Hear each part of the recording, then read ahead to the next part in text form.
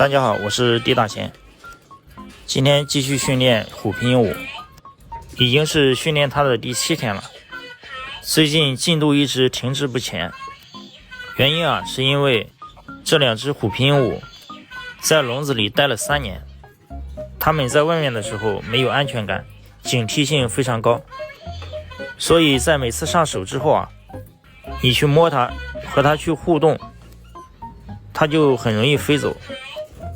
它对人的信任还是很低的，那么这个过程就需要大量的时间去训练它，训练到它彻底放下防备，对你的手完全的信任。来，小黄，上手吃之后就开始尝试摸它。前面3天一直在重复这个动作，现在需要把它训练到不再飞走，摸它的时候不再反抗，然后才能进行下一步的训练。本来呢，我还觉得这个虎皮鹦鹉有可能会比玄凤训练的更快一些，没想到在这一步卡壳了。光这一步抚摸的训练，估计也要持续个几天。现在来摸它，渐渐的不再反抗了。我就每天这样来训练摸它，一天摸个几十次、上百次。我就不信它不会完全放下防备，依然是很容易飞走摸一会儿它就没有耐心了。有朋友问，那只小白鸟怎么不训了？小白我先暂时放弃它了，2只在一起训练本来就效果很差，它既然不怎么上手就先放任自流了。等把小黄训练好之后再去训练它。现在小黄依然是很容易飞走，今天依然是不给它增加新动作了，继续把它摸到没脾气不再飞走为止吧。你看这虎皮鹦鹉就是活泼好动，飞来飞去的。如果像上一只玄凤一样安静就好了，哪怕是像玄凤一样在我手上叨我，那也比现在好训得多。